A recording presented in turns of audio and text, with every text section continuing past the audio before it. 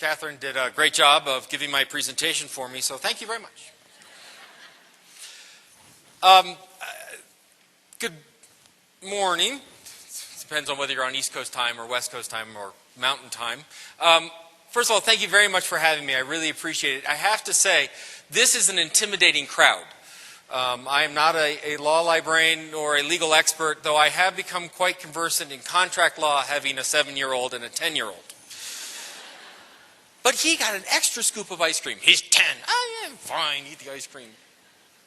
I like the theme of navigation. I like the idea of mapping. It's something that I personally enjoy very much. And so as I was putting together this presentation and I was thinking about it, I was struck by something that's happened to me recently that I thought would be a good place for us to start. So my comments this morning are called Take a Right at the Obelisk.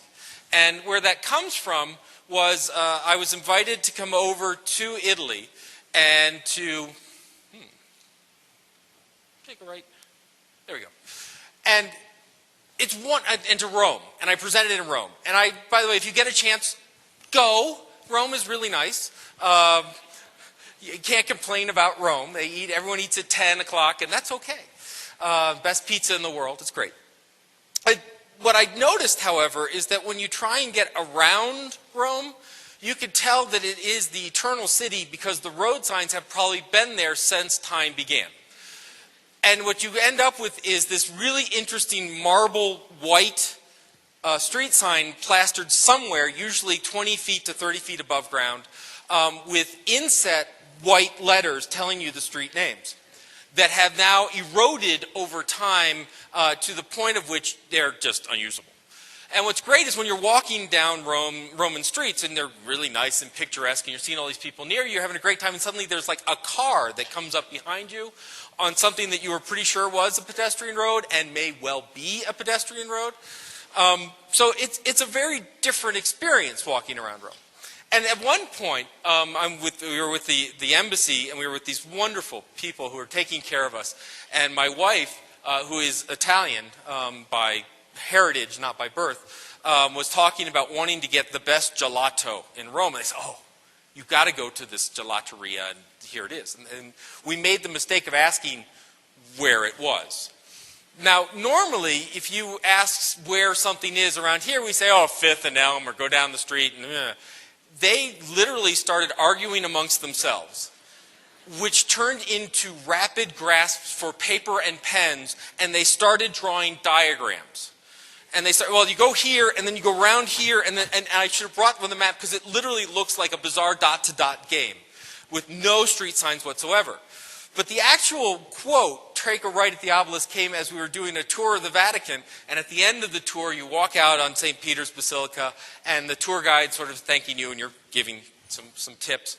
And you say, by the way, we need to get to. And the tour guide said, well, what you do is you go up about 30 feet, take a right at the obelisk, come to a fountain, take a left, and you'll be there. And it was just this bizarre, and it took me right back, because this is how they navigate. They don't navigate by street signs, they navigate by, monuments, which they have a few lying around. If you see a holy man in a red cloak, you've gone too far. But what I took from this is that for the Romans, this system works perfectly. I mean, it really is. They don't get lost. I mean, if you ask them where something is, they can take you and point to it, even though they can't describe it to you. That over time, the entire city has been constructed and built and navigated and thought through for the purpose of the Romans. That they learn the system. And that, tourists, really, you're going to come anyway. It's Rome. I mean, who's going to say, Rome? No, their street signs suck. I mean, you could go. And so the system is built around the landmarks and built around the residents and built around the community. But it becomes very opaque to those outside of the community. Now, you probably see where this is going, which is if you want to talk about opaque to the outside community, law librarianship and librarianship in general wins. I hear lots of people that talk about, oh boy, those technologists, they speak in this indecipherable language. I said, yeah, you're right. Mark is so intuitive. We talk, I mean, 3-letter acronyms, we win SIGs and SOGs and these things and such. We don't speak English, right? I heard congratulations on the VAP being a library science student. That was brilliant. But let's face it, that library science student's job over the next 2.5 years is to sit back and memorize acronym after acronym after acronym after acronym. We have constructed our profession very much around ourselves. Now, we're very happy and very willing to give people directions, but they sound remarkably like turn right at the Obelisk, right? People don't just sort of naturally wander into the information that we've organized. Now, we haven't done this out of spite. We haven't done this because we're mean people. We've done this because it's worked, because it's terribly efficient, because over quite literally centuries and millennia of time, we have evolved a series of mechanisms, a series of terminologies, a series of concepts and ideas that we use to navigate. And so the question becomes, why bother changing? Why talk about shaping ourselves around communities and forming to them when, in fact, we've done pretty well? I mean, I want to just take a moment. I know we have the economic tsunami is amongst us, and the news is never good, and libraries come up and we have a bad day, and it is a bad day. But take a long view.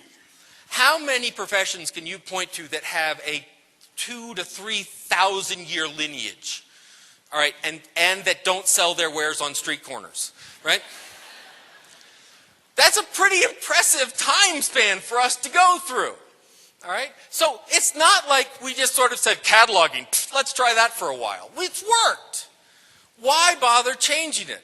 And for me, when I started thinking about it, it came down to a very sort of interesting realization that success does not always follow success. That when you're really, really good at something, when you're really great at something, when you build your whole world around excelling at a given topic, it does not necessarily mean that your next endeavor will be successful or that you will even continue to be successful in that endeavor. At the end of the presentation, we're going to come back and talk about those Romans again. Right? But the idea here is we believe that what has been successful, we continue to do. Now, I want to point out a couple of things about this. First, we should take a moment to extend hand, reach, pat. Because libraries have been extraordinarily successful, and librarians have been extraordinarily successful. In the fields and societies and communities in which we have provided service, we have had a positive impact, and we need to realize that that is important. We also need to realize that the things that we have done to have that impact may no longer be necessary. And this is where it gets really tricky. Because when something is no longer necessary, it becomes far too easy for us to somehow equate that with it never having been necessary. That when we close down a project that we love, somehow it's as if the project wasn't valuable when we did it. That's not true. We could not have done what we do today if you hadn't done what you did in the past. Success can lead to success, but it's not automatic. I have a silly example, but it works for me.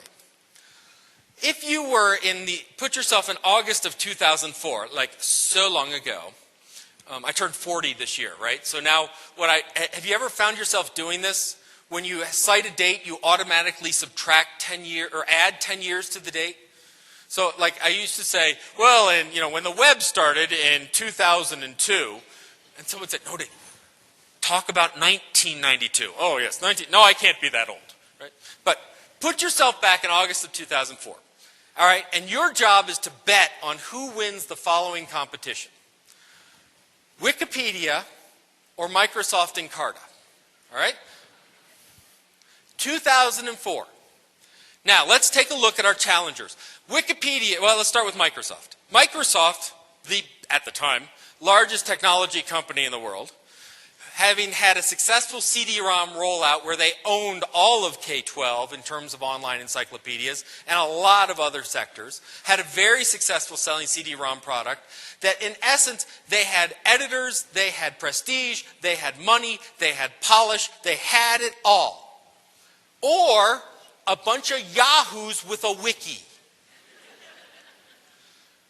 Let me guess who's going to win this game.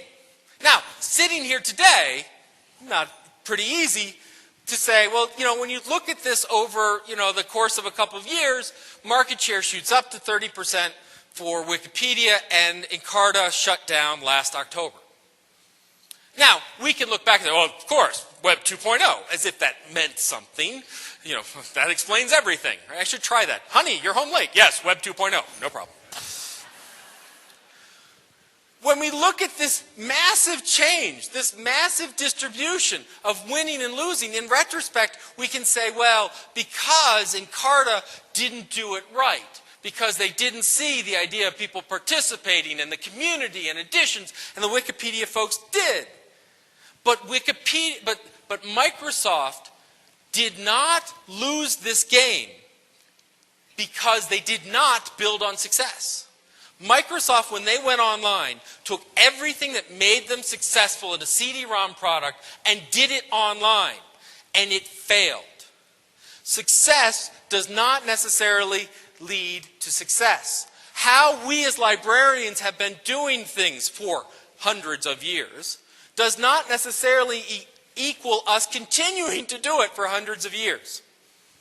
So, what we must think about as we look forward is we must begin to mold ourselves more and more to the communities that we serve, instead of expecting them to change to us.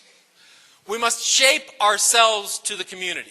Now, this is a very bizarre concept. I was doing some consulting work at a large academic library, and they brought in the Senate oversight panel, right? So all the full professors and physicists and come in. And I said to these folks, I said, can you tell me what are the priorities of the university? Because in essence, the library must adopt and adapt to those priorities. That the library's job is not to, is to shape itself so that you succeed at those. And the chair of the Senate panel looked at me and said, well, searching's too hard. And I said, okay, but a priority of the university. Don't worry about the library, we'll come in. What's a priority of the university? I mean, internationalization, is it higher research output, is it better teaching? And in which he said, we need back journals. We need back issues of journals. Now, I tried this 3 or 4 more times until I finally realized that this was not happening. And we could say lots of that. But what's amazing is how successful we've been at training our faculties not to think about us any other way, right? That what this person was unable to do was to identify key university communities and somehow believe that a library could shape itself to meet that. That is a bad thing. Now, this person was an ardent supporter of the library, felt the library was very important. But we must ask ourselves, for those supporters, those who love us, I call it being loved to death. In the public library sector, we're so used to being loved to death. What do you think of the library? Oh, I love the library. Those books and knowledge. And it seeps off the page, and then, there's an Oprah Read poster, and the adventures we can go on with our mind. You ever go to the library? No time. This is not helpful. Right? This person, the library trained this faculty member so well that he knew exactly what the priorities of the library were, but couldn't identify the larger priorities of the university. Now, I'll give you a hint. This doesn't work well. If the university closes, the library does not succeed. I'll go slow with you on that one, right? So, we must be more adaptable. We must help our supporters help us to adapt. So, one of the things that was discussed there is that in classic academic sector world, we deal with public services and technical services. And in the public libraries, we do that as well. And every academic librarian who I've ever said that says, public service, it makes no sense. We don't really serve the public, blah, blah. And then you ask them how their library is structured. And they go, well, we got public service, we got technical service. Great. They said, well, instead, why don't we have research and instructional services? That when you talk about what we do, we don't do those who aren't in the back cataloging and those who are. We do it by, well, what does research need? So you find, for example, research still needs reference, sure, But they also need metadata creation. We have scientists and lawyers and all sorts of folks generating massive amounts of data with no clue of what to do with it. I got the NSF check, I cashed the NSF check, next, right? We have to figure out what happens to that website when it goes away, what happens to your research findings when it goes away. Metadata creation. Once again, cataloging, not a bad thing. Suddenly, is that a public service or a technical service? It's a research service. With instruction, are we doing reserves? Yes. But are we doing reference? Yes. Are we doing creation of websites? Are we doing production of materials? Are we doing podcasting? That doesn't fit in these nice little rigid molds that we grew up with. And by the way, as a library science instructor, I will take an equal or greater share of this burden to realize that oftentimes when we get people excited about libraries coming in, we quickly push them into a mold until they regurgitate what we say. We need to give that up. So we have to get rid of this idea of everything structured the same. I went into the Department of Justice law libraries, and I was doing some investigation about how it works, and I was talking to lawyers. I know, it sounds brave for me to say it. I just did it once. You guys have to do it every day. But anyway. And I was asking them, I first found that the worst question you can ever ask your user community is, what do you think of the library? Because it doesn't matter what they think of the library. And it's not about you. Or, well, how can the library help you? They don't know. So what you need to ask them is, what you doing? What's your problem? What are you trying to solve? And I found the most amazing stories. And you probably have tons of these, and we need to share them. One of them was, I have it up here, is the DOJ Marshals. And it was from someone in the environmental law section who basically went after polluters. And he said, Dave, how much do you know about law? And I used the joke about the 10 and 7-year-old, 9 and 6-year-old at the time. And he goes, well, here's the trick. If you're in criminal law and you want to get a witness to talk, you can send marshals after them. And they got guns and badges. So it's like call up the FBI and they'll rough them up for you. He says, I'm in environmental law. They don't give us marshals. He says, but what I found out is that librarians do a better job. And by the way, I thought at that moment I saw badges and guns for librarians. But this is a red state? I forget which. Anyway, he said, what they don't, they virtually rough you up. They go in and they do expert witness testimony, and they go in and find everything they've ever published before, and they do all of this wonderful background research on LexisNexis and Westlaw and Google and all these other things, and they can sort of become this intimidating mass of information that I can bring against someone. One of the librarians there had a situation where she was sitting in her office, and a prominent lawyer goes in and goes, I'm going to court in like 30 minutes. I've been up all night trying to find information on this expert witness, and I can't find a thing. To which the librarian did what librarians do. Right? Wait. We're service-oriented.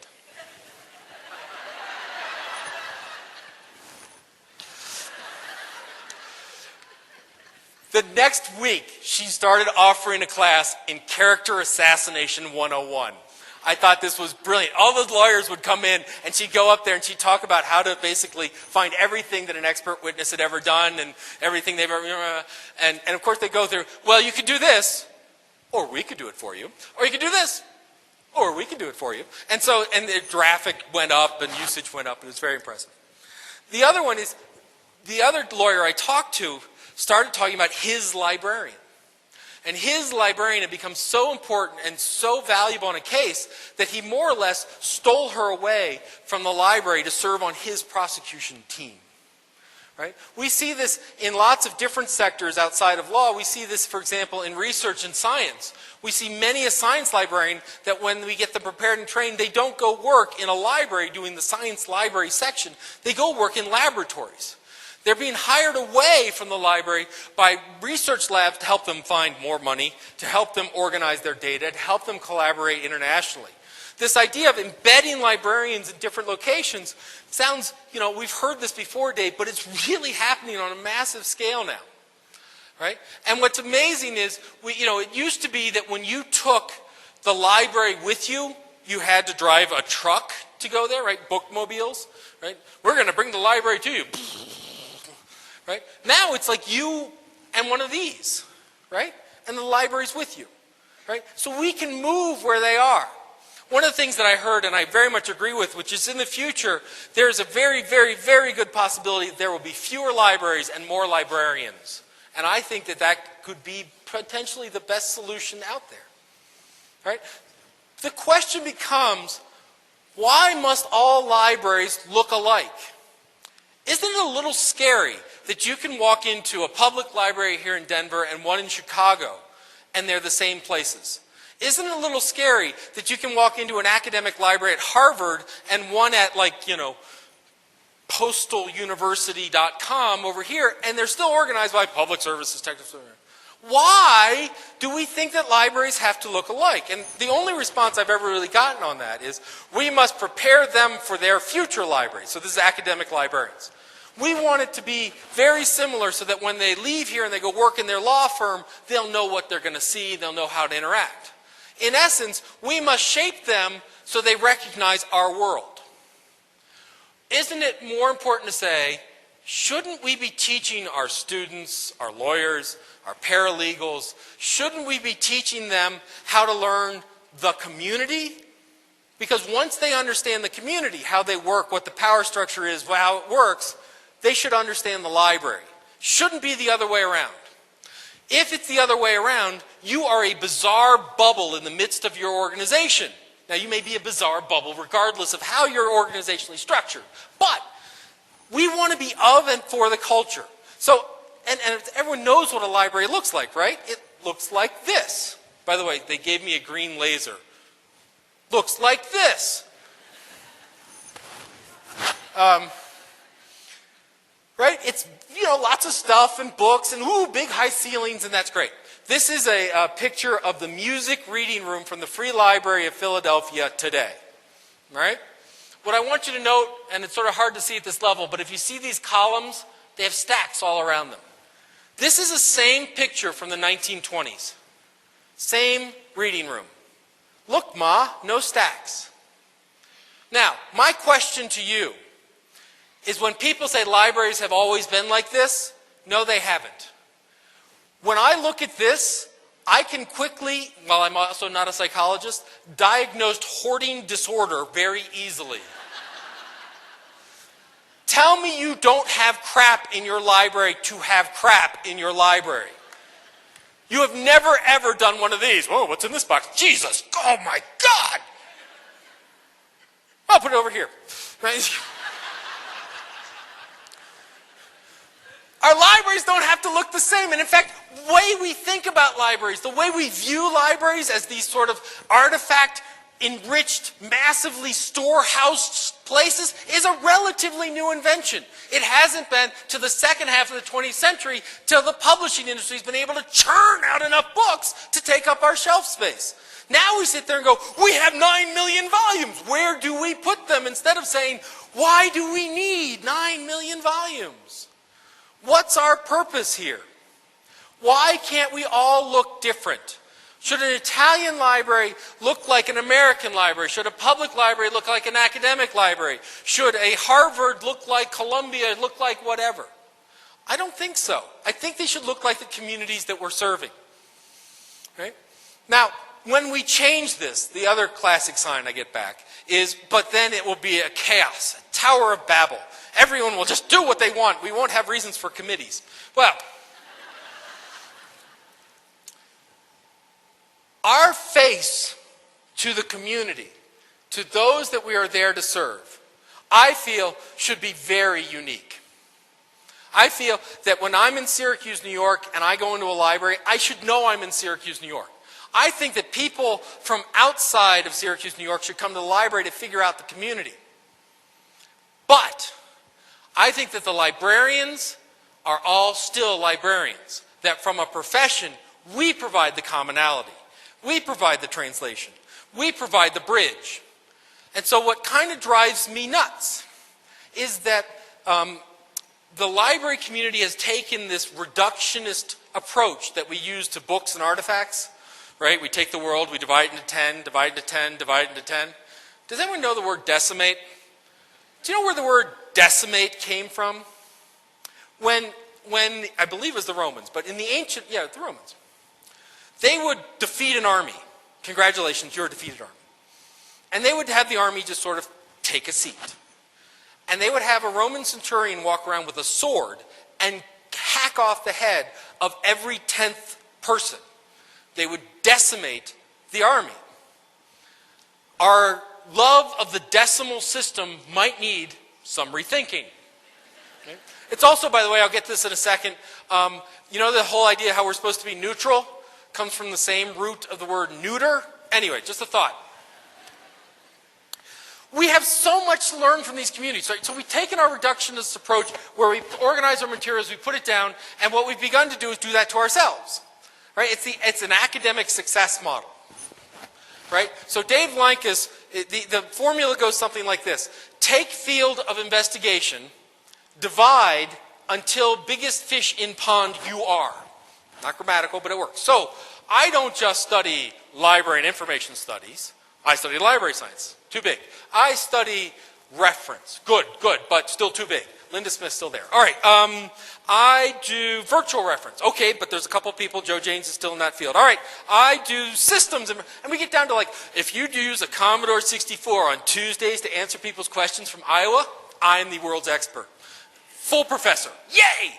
Right? We do the same thing to ourselves. I'm not a librarian, I'm a law librarian. I'm not a librarian, I'm a school media specialist. I'm an academic librarian. I don't talk to those public library people. I had this, the MacArthur Foundation said, Dave, we give you a month. Go figure out what the future of libraries is. I said, I'm on it. And I called up all these directors, and I call up a director of a public library and say, what's the future of libraries? And the director would say, well, I can't talk about academic libraries because they're screwed. But for us, we're going to be a community physical space dedicated to learning. Great. Call up an academic library. What's the future of libraries? Well, I can't talk about the public libraries because they're screwed. But for us, it's going to be a community space dedicated to learning. Could you talk together for a moment? I have Buffy Hamilton's an amazing school librarian. And she just bemoans the fact that she's like ghettoized in these conferences where we're all having the same conversation. How many people are going to have a conversation about RDA? How many people are going to have a conversation about what's our future? How many people are going to, right? We have these conversations. I have absolutely no problem with the world subdividing us. In other words, when a lawyer gets up and says, that's my law librarian, and they use it as a sense of ownership, they use it as a way of claiming us, I think that's a great thing. I worry that we put those terms on ourselves and we segment out our own population. If you want to know what's going on in creating educational materials, training resources, authentic assessment, podcasting, new technology, talk to a school librarian. You want to know about what it takes to get people into a physical facility and how to make that physical facility interesting? Talk to a public librarian. You want to talk about how to piss and moan about tenure? Talk to an academic librarian. But we need to talk amongst ourselves. Once again, that doesn't mean, by the way, I'm not calling for the elimination of any association. I'm merely saying that cooperation and continuous discussion back and forth across from these artificial boundaries are vitally important. Right? So, what is it that binds us together? What is it that makes us librarians? Well, I would say it's our mission. What's the mission?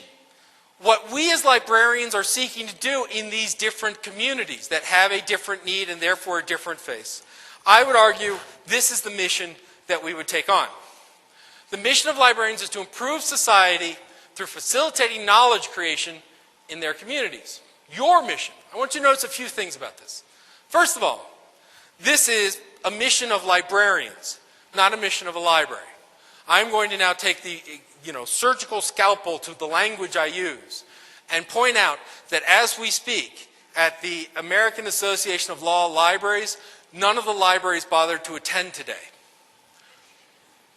I see no ivy, I see no columns, I see no stacks amongst us. Instead, they sent you as their representatives. All a library can do is mold and fall down. It's a building. It's the people within it. It's the institution that makes it happen. And yes, I know, but Dave, libraries, we're just using it as an organizational term. Stop it. Stop it. Because all too often, we use this libraries term as a way of abdicating our personal responsibility to accomplishment. How many times have you been in a conversation where either you've said it or someone else has said it, the library website sucks? Never happens, right? Okay. Whose responsibility is it? Well, I don't know, it's the libraries, right? It's yours. The librarians of this institution.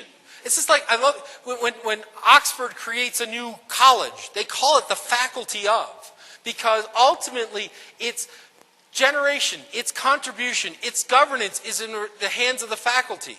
If the library is ultimately your responsibility, then it's the librarians of. It's the librarians' website. It's the librarians' hours. It's the librarians' policy. It's your mission. If we continue to abstract out to this grand vision of libraries and not say, I as a librarian are the centrally most important thing here, then we are giving away our power. If we constantly teach people to be institutionalized, generalized sense, and not a collection of awesome, incredible individuals, it is our fault that the head of the Senate committee can't tell you anything other than back issues. They must know you. This is your mission, right? To improve society. God help us, we'll get there in a minute. The idea here is, I would tell you this is not a radically new mission. I would tell you this is the same mission that guided the Library of Alexandria back in Egypt. Right? The librarian of Alexandria was one of the kings and queens' closest advisors. The library itself was established for economic development. They used to bring the greatest scholars from the known world together, and the librarians not simply handed them materials, but studied with them, helped them, took what they learned, synthesized it, and made a better state for it. Favorite story about the Library of Alexandria? When a ship would come into the port, they would send soldiers down to confiscate every document on board the ship. They would take the documents up to the library, they would copy them. Best part, they would give the copies back to the ship and keep the original. Now, I know we have some few state libraries around here. I think you guys should establish this at the border. Could you hand me over the iPad? Thanks very much. Here's a copy. Right? I think we should do that. Now, there are a couple components to this mission. If we break it down, what do I mean by mission? What do I mean by librarians? Improve society, facilitation, blah, blah, blah. Let's just take one. Because here's the trick. We have to come up with a better way of mapping our future, of understanding where we're going, of shaping ourselves to the community and not losing ourselves in the community. To do that, we need a strong understanding of mission. That must be more than thou shalt blog. That must be more than we copied a best practice. That must be more than this is what Google did, do it like them. We must have our singular voice, and it must be grounded in a deep understanding of what we do. So when I say knowledge creation, it is vitally important that we take a moment to understand what I mean by knowledge creation. Because there are those amongst us, the documentalists, who feel that that knowledge is resident in the materials on our shelves, and it is not. I was down with my family at Disney in Epcot, and you go through the Spaceship Earth, and Judi Dench is telling you about the history of the world, and in there she talks about the importance of information. And she gets to this point, I'm sitting next to my 7-year-old son, and the Library of Alexandria, they saved the information and they saved knowledge. And I said, no, they didn't. My wife turns around and says, stop it, we're on a ride. I said, that's a documentalist perspective. She goes, no one cares, we're in Florida. Anyway, so what do I mean by knowledge? What do I mean by knowledge creation? And I know you can't read them, so I'll read them to you. We must understand that knowledge is created through conversation. This comes from something called conversation theory, and it goes something like this. Knowledge is a uniquely human asset. You have knowledge. I have knowledge. We write it down, we have an artifact. We have a recording of knowledge. Best oxymoron in the universe, recorded knowledge. Like intelligent rock. You can't do it. It's always up here. So how do we exchange knowledge? We engage in a conversation. We go back and forth. What do you mean by that? What do you mean by this? I don't know. It's kind of like Mick Jagger. I'm going to slam this down at the end of the thing. Sound guys are loving me. Right? So we have these conversations. Right? By the way, most of those conversations are with ourselves. And if you're sitting there going, what is he talking about? Who are you talking to? Right? So we have these conversations. And the conversations consist of, first, the conversants. The people who are engaged in these conversations. Right? So you, me, a lawyer, myself, whomever. That what we do within these conversants are exchanging language back and forth. Right? That language can be a negotiation level, what do you mean? Or it can be a content level. So when I say things like, we used Mark to improve access in the catalog, any other room in this city right now would assume that a guy named Mark made a JCPenney's catalog easier to find sweaters. You guys are weird, okay? Right? So we use language, some of it very specialized. What are we doing? We're seeking agreements. Those agreements can be anything. They can be facts. Yeah, like we ever have facts in our life. They can be opinions. It's a nice day. Denver's a nice city. This is interesting. Whatever it is. These are the things that we are willing to act upon and behave with. And over time, we provide a memory. We remember these things so we don't go through them every other time. Unless, of course, you're on a university-wide committee, in which case memory turns into every year having the same meeting with the same people every time. I usually like to start these out with a good joke, but as close as I could come up with was a law librarian, a politician, and a nun on a survival raft in the middle of the Atlantic debating who gets eaten to save the other two. And it turned into a committee joke, and I just couldn't go farther than that. Now, my point with this is this, oh great Dave, ooh, abstract, who cares? Move on. But if you look at this, if your job is to create knowledge, and if you look at knowledge as a conversation, it suddenly changes what we do. And I'm going to give you a real specific example. And this is a project we're working on with OCLC, University of Washington, funded by the MacArthur Foundation, a group called Zafira, called Reference Extract. And it goes something like this. If you look at Google, whatever, searches out a bunch of documents. Now, why is Google so good, quote unquote? So good that it blew away its former. People generally forget that before Google were other search engines. One of which was called Alta Vista, put by Digital Corporation. It was huge. It was the bomb. Google came out and Alta Vista disappeared overnight. What did Google figure out that Alta Vista did not? Google figured out that you weren't dealing with a bunch of documents and you were looking for bags of words of documents. They realized that you were dealing with a landscape, that these documents were linked to each other, and that this map, what's called a topology, is very, very interesting. And in fact, more powerful than even the words within the documents. Right? Now, what can we do with this? Well, first of all, some people realized what you could do with this is you could blow up the system. It was called Google bombing. It's great. Google bombing is when every blogger in the world decided to use the same word and point to the same place. And so the first example was it complete failure, and it pointed to the White House site. And then like the next day, the conservative bloggers made it point to Hillary Clinton's website. And then Google suddenly figured out, hey, maybe there's a problem here. And they figured it out. Well, what if we took that same thing and we looked at credible populations and we extracted the links that they pull out? So rather than looking at a bunch of documents, we look at a bunch of people. We look at you having a conversation. And so all over this world, librarians are having conversations with patrons, with members. And they're pointing to different sites, materials. Oh, this is a good site for this. Oh, this is a good site for this. Oh, this is a good site for this. Well, what if we extracted those links?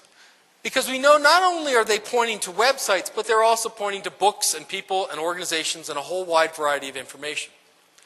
Now what happens is, instead of the most linked to site popping up at the top of the results, it's the most pointed to by a credible source, by librarians. And we did some studies and we found out that if you show people the most cited internet resource by librarians and the most cited by any other search engine, they will find the one pointed to by librarians the most credible, even if it's not. What if we took all of those links and we combined them into a nice little database where we had these people point to this people point to that, called a credibility engine.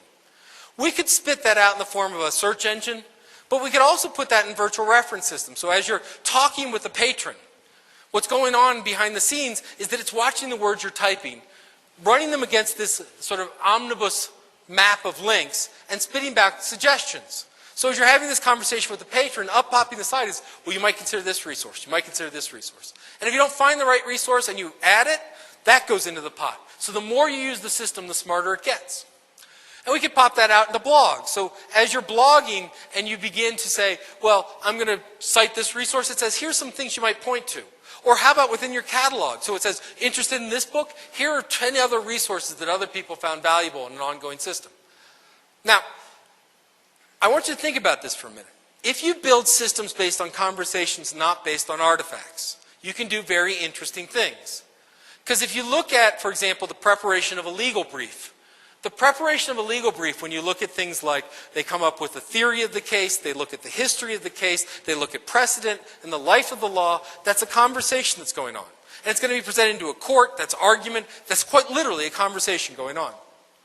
What if you did the same thing looking at legal briefs and information? Imagine if you're at a law firm, you could say, by the way, did you realize that the most cited cases on resource X is this? Are we happy with that? Did you realize that this resource is the most utilized resources in our legal cases, missing these? You can have real data on real conversations, how people are really learning, as opposed to, we looked at what they searched. We found more books on this. Suddenly what you're doing is you're building tools based on how people are learning and how they're implementing and how they're working, and not so much on what we got and where it is. Now, this is not a radical concept for you. Many legal information systems based on precedent. Precedents are ongoing structured conversations. It turns out it makes it really good and useful to find that information and use it. Can we use it elsewhere? Now, we can keep taking this and we can keep breaking it down. So that was our little thing on learning. We could look at, for example, what do I mean by facilitation? When you facilitate knowledge, you have to provide access. Yes, they need to get materials, people, books, resources, but they also need to have the knowledge to use them, meaning, okay, you can get to a resource, but do you have any idea how to use it? Maybe we can give you some basic training on that. We have to have an environment that they can do it on. Do they feel safe doing it? And ultimately, motivation. So I was talking to some fine law librarians in the Chicago area, and one of the things they're facing is they see graduating lawyers come up to them in the last semester of their program with this wide-eyed desperation, where they just found out that probably the first 3 years of their law career in private practice will not be sitting in the court, but will be sitting in the library, will be doing legal research badly, and then they wanted, like, can you help me with that? And we're like, yeah, we can spend some time, right? So we need to provide motivation to say, this is what's going to happen, this is what you're going to learn. And we can keep going into the notion of what do I mean by the importance of worldview and mission, get there later. What do we mean by pressure for participation in our physical environments? I was at a public library and they were talking about, we want to serve musicians. And this is what our music collection looks like. And so we started talking to musicians and we said, what can the library look like for you? And the musician said, we want 2 grand pianos on a stage. I said, we don't want CDs. We can get CDs. We can get our music, regardless of cost, right? But what we need is performance. We need a place to perform it. So the library started talking about a performance space. We talked to entrepreneurs and business people. What do you need out of a business reading room? They said, it's really easy. We need this. We need a place we can come in and keep our sites secure, and have ideas, and pitch it to venture capitalists, and talk to accountants, and have a conversation about business. We need field trips. Field trips. We go to the library and we go on field trips to successful startup companies and businesses, learn what they did. We can talk about this in digital spaces. We can talk about this in hybrid spaces. We can talk about the importance of activism. One of the importance of activism is that service is not invisibility. That one of the things that kills me is that librarians sort of think that service is sitting back and waiting for someone to ask us something. Stop it. Right? We have prided ourselves on a community of standing to the side and waiting to lend a helping hand to those desperately in need. That is admirable. But no one has ever changed the world by standing to the side and waiting.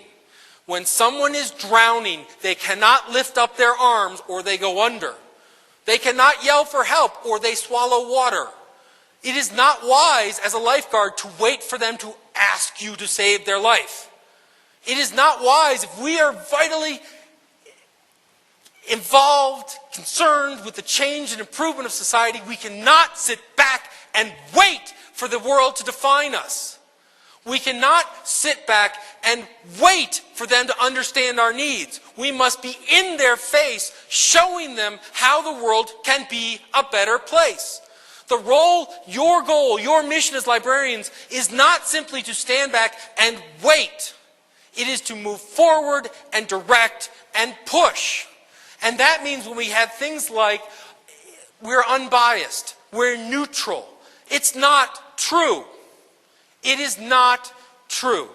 It is also impossible. But the point is, we do have a point of view. When someone comes in and asks for a resource and we know damn well it's not the right resource, we can give it to them. But if we don't then say, by the way, you need this one too, we have failed in our mission. We have a point of view. We see the world in a unique way that the rest of our communities need. We need to look at our core skills and how we change library science education. We can give them, by the way, a pretty color coding. We can take this and break it down and down and down, and we end up with something we call the Atlas of New Librarianship, available in March 2011 from MIT Press. But anyway. But if you break this down, you'll get to things like reference extract, you'll get things like Department of Justice. My point of this big graph, which you can't read, which, by the way, this looks a lot like the maps of Rome, is if you start with a mission, if that mission is grounded in deep concepts and theory and thoughtfulness, it takes you all the way down to how you implement things. That is radically different than mapping your future by what the next technology is. That is radically different than doing a bunch of marketing surveys. That is radically different than sitting and waiting for someone to tell you. Think about what you do. Understand that librarianship is a profession with thousands of years of history. We have something to say about this. We must take this mission into our communities. We must help shape those communities. That mission of Librarian has two parts. This part, facilitating knowledge in the creation of the communities, that's why we shape ourselves to them. That's us serving. But the first part, improve society, is a moral counterbalance. Librarians are not just Boolean speakers with mad skills. We are thoughtful professionals with an ethic and core values. And we can point to right from wrong. We have a philosophy that says the best information environment is the richest. The more information provided to a given community, the better. That's a point of view. That is a big point of view that is not shared universally. We need to shape those communities. We are of the people, not for them. What does that mean? That means that if you work at a university, you get paid by the university. You have a stake in the success of that university. That means you have an obligation to lead it to a better place. If you're for the community, you're dispendable. They can discard you. We don't need them. They're just providing a service. If you're of the community, if you're a member of the community, they know you. They have a stake in your future. You have a stake in their community. We are engaged in ongoing conversation, ultimately to build a new social compact, ultimately to change how people think about it. I do believe that the best days of librarianship are ahead of us. However, we cannot get there from an myopic view of process. If you're just dedicated to the idea of finding the best practice and following it, you're guaranteeing yourself second place. We are in a world of great change. We must innovate and develop new practices, not simply copy. I know this is the 103rd meeting. How many people have been on a committee that's existed for over a century? Executive committee? Anyone? Yeah? Right? Over a century! How many times have you been in that meeting where you felt like you've had to be there for all of them to understand what's going on? Right? All right, so I started with Rome. Let me finish with Rome. There are sociologists that looked at the fall of the Roman Empire. And there are many reasons why people think they fell. One of which is actually that success does not lead to success. One of the theories that anthropologists come up with is that a society so well and so efficiently can meet its environment, its resources, the people around it, the climate and such, it becomes so efficient at that, that when anything in it changes, new people living on the north border, a drought, that the society begins to collapse. Regardless, Rome fell. And for a century afterwards, civilization fell into disrepair. During the Dark Ages, people lived in knowing disrepair. They lived in knowing decline. For them, the best days were quite literally behind them. When you asked them about the height of the civilization, they always pointed backwards. And for centuries in Rome, the villagers and the society would go and tear down marble and rocks and raw materials from the great Roman cities and rebuild them. Because they didn't know how to invent their own. The ruins of Rome are not ruined simply because of rain and time, but because the Romans never had any sense that it was going to get better and no need to preserve it. They would tear it down. It wasn't until knowledge came back into the Western Europe, primarily, by the way, from Islamic libraries in Moorish Spain, that people began through knowledge to learn what's new, to learn what was possible, to develop new ideas. And it was only in this renaissance of learning and thought that the architects could now build new statues, new buildings, new monuments that would have left the Roman architects in awe. I ask you now, when you think about librarianship, when you think about your profession, when you think about your field, when you think about the glory days, in which direction do you look? Do you look to the past in a static environment, in pre-digital days when they had to come to us, when this sort of Osiet Harriet view of, well, we were just so wholesome, no one ever questioned our existence. Do you look to that and say, that was our best days and we're here to maintain? Or do you have the courage, the knowledge, the motivation to look forward to a new golden age, to a new glory? Do we have the Da Vinci's and the Michelangelos and the Galileos in this audience to reinvent this field, to find our new success, to find our new value, to find our new purpose? I see the bright, bright future of librarians in this century, and I see it in front of me. And if you sit there and think that you can't do it, get out of the way. And if you think that you can, speak up. And if you have been ripped down by those of great mediocrity, stand up again. Now is the time. Today, the economic crisis is real, but this is our opportunity to reinvent what we do, to show that the value is in us, not in the things, not in the books, not in the materials, but in my ability, in librarians and people, to reinvent this profession and make our communities better. I know we can do it. I know you can do it, and I invite you to help me. Thank you very much.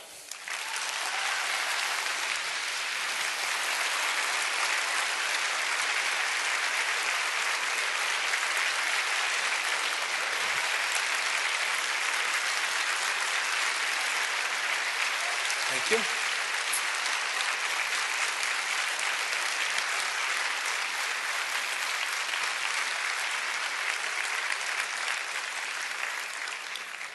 Questions? We have time. We have speakers. It's fine.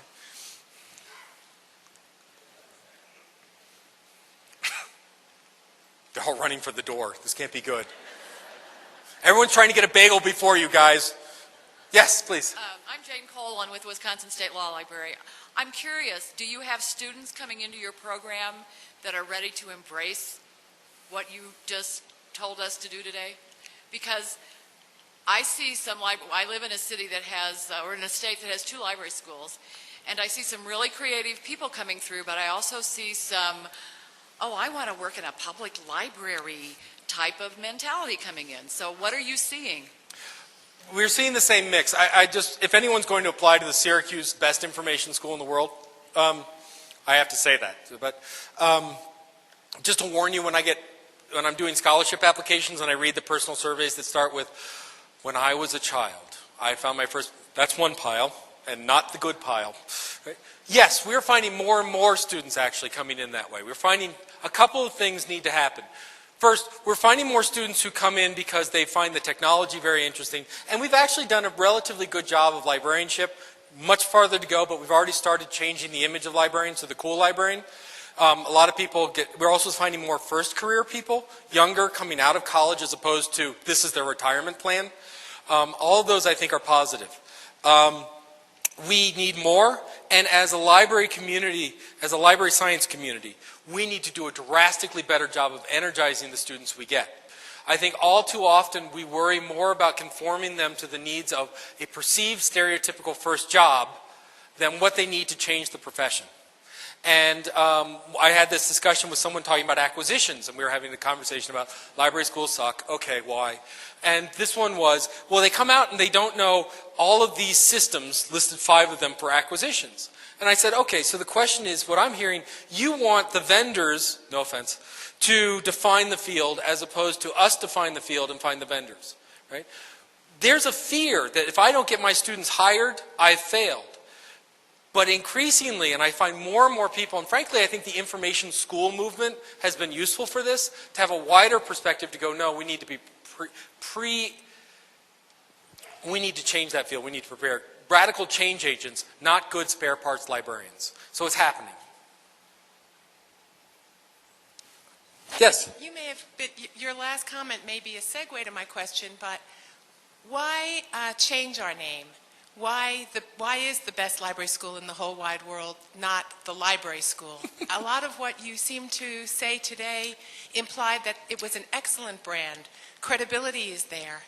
And I'm not sure that the word information connotes what you explained. It almost seems like Syracuse should be the school of knowledge. Is that too much hubris, or what's the problem with library? Or librarians? Absolutely. A couple of terminology we need to do right now. First of all, anytime you find a document with the word recorded knowledge, strike it out. Second, anytime you hear people talking about users, only computer scientists, drug dealers have users. We have members. We have people who belong to us in ownership in the community. And anytime you see the word libraries and it's not referring to a physical facility, you need to change it with librarians or the librarians of. I think it's a very, very, very powerful brand. I love the brand. That's why I'm the director of the Library and Information Science Department. Do this really quickly. In late 1970s, a fellow by the name of Bob Taylor, who was the dean at the time of Syracuse, changed the name. And there was a great debate about what the name should be. And originally it was going to be information science, but too much baggage. And Bob, being the great pragmatist, said, let's call it information studies. No one knows what that means. But when he did that, he made a promise. He made an implicit promise, social compact, with the professions. And the promise went like this. And I've talked to Bob Taylor, just recently passed away, great mentor of mine, great idol of mine. He said the promise was that if we think about information, if we think about what it is we do in a larger view than just a physical facility of a library, we will both gain power, gain resources, but we will also gain greater perspectives that will improve what does happen in those buildings. And I would argue that when Ray Von Dran, who unfortunately also recently passed away, was the previous dean of Syracuse, I think he fulfilled that compact. I think we're now at the time when we need to make a new compact. I would love to create the School of Knowledge. I would love to create the School of Librarianship. I think it's well worth picking on. I think it's well worth keeping. I think the information schools as a brand has library science with great respect next to telecommunications and management, and that is beneficial at that umbrella, right? But it's a powerful brand, and we need to keep it. We need to take it on. Information, you're right. No one knows what... I have a PhD in information. I can't define it for you. Knowledge I can define. And we need to be in the knowledge game, I think, not the information game, because the information is a commodity, knowledge is a rarity, and I think we want to be in the precious form. I'm sorry if I'm rambling around that one, but more power to keeping libraries in our terms, but don't take the information school as a slight unless you see the attitudes of that school change. That's the slight. Please. Hi, I want to ask you a quick question about technology. You spoke about librarians and information, but there's a technology angle that I'm struggling with. I was just at the Library of Congress trying to do research, and I had a really hard time using the online catalog, and the information just wasn't in there. And the whole time I was thinking, if only I could use Google, or if only Google could come in and make a better search engine. And I was thinking here, you know, we're all librarians, and the vendors are in the exhibition hall trying to sell their products to us. They're adding the semantic technology, and they're giving us the technology to retrieve information. How can we get with them? How can we have them in, you know, working with us and us designing what they're doing and influencing what they're doing? I will give you my view on it. So a couple of things. First, I think that instead of having next generation catalog questions, we should ensure that this is the last generation of catalogs ever produced. We need to be building knowledge and discovery systems. And knowledge and discovery systems are based on unique human understandings of how things are related together, not in itemized inventory. Catalogs are inventory systems. They're built for us to find things. They're not built for anyone else. So that's the first thing. The second thing is that I think that whoever does build that knowledge and discovery system, whether it evolves from current catalogs or replaces them, this is going to sound so fanboy, and I'm so sorry, but Apple did a really interesting thing when they created the App Store. So this is my new iPhone 4.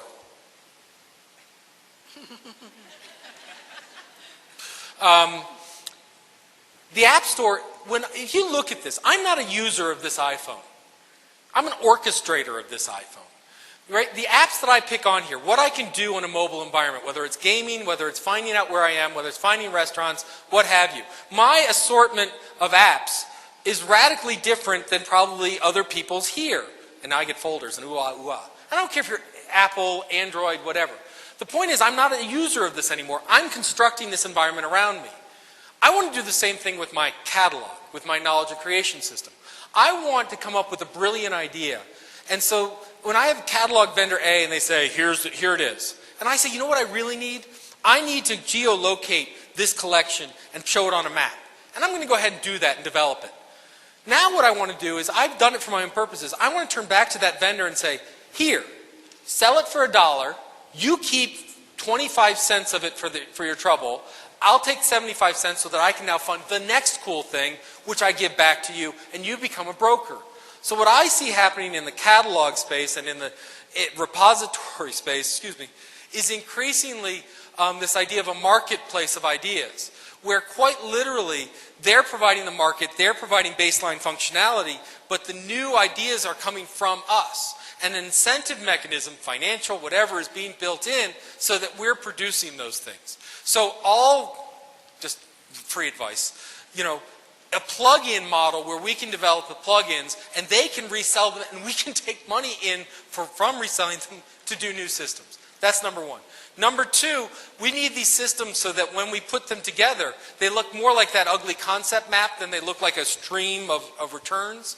Because what that is building connections. One of the problems that I do not fault in any way vendors of particularly database aggregators is the fact that when they try and do something Google-like, they're not working on Google-like stuff.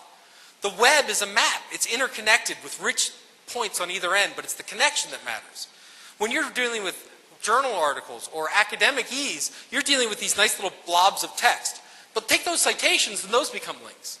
You go in and say these two things are related, keep that connection in a semantic way if you want, and now I'm beginning to get that sort of Google-like oomph out of it. Google's tried library data, and it's failed. When they took all of OCLC's open WorldCat records, it took them 6 months to index, and you never ever saw a hit because they were the most anemic records they'd ever seen, and they didn't have any links to anything else to say whether they were important or not. We need to have that topology, that link, within our systems. Where does it come from? Our community. How is it built? As a conversation that can be represented in technology ways, but can then ultimately turn into those kinds of systems. So, great question. Please. I would just like to know what you feel about the most current strategic management.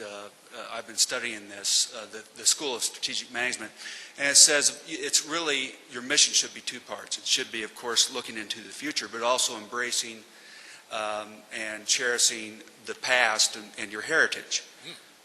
and that leads to the most successful move into the future. Just wondered, I'm getting that we sort of, it's sort of a shift from what we've been doing in the past to something, what you're advocating in the future. But don't you think that we also want to embrace our heritage and be proud of that? I'm very reticent to actually share any of my opinions, but I'm going to get this quote wrong. Israel Zangway said something to the essence of our past is for inspiration, not a chain. When I look at that 2,000-year history, and by the way, interesting how you can interpret that history, I am proud of that history. And we could not do anything without that history. If you were to recreate libraries from scratch today, good luck. We have a position that's there because other people did it. I think that what's interesting is when you get past when you look at the past for inspiration, I mean, strategic plans can only look in the future. You can look in the past to find out what you could build upon for the future, but you don't have the chance to go back and change it.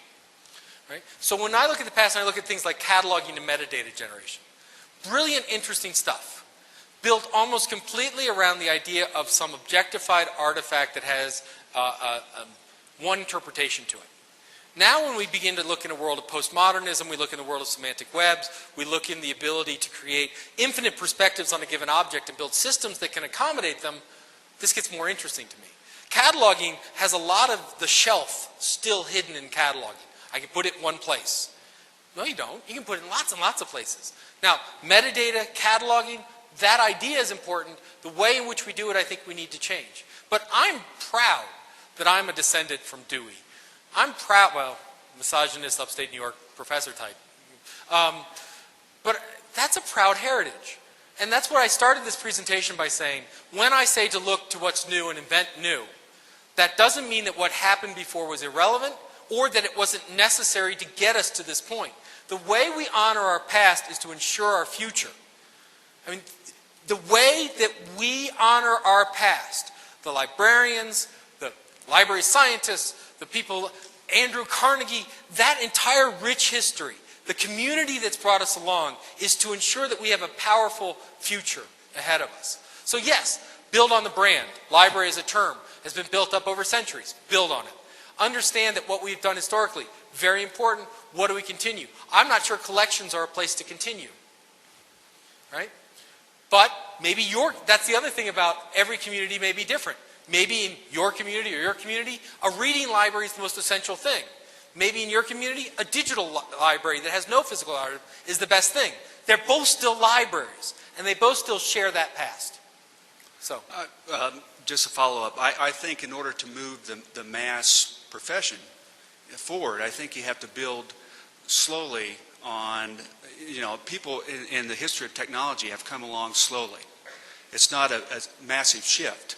It's building on what has been there in the past and then slowly moving on from there, as opposed to, I don't think we can just get rid of collections. I think we can build on the idea of maybe some libraries shifting away from a bigger, larger collections. But I think it's a gradual movement. I think I agree with everything you said except for the word slowly. And this is why I say that. If you look at a collection, let's just pick on that.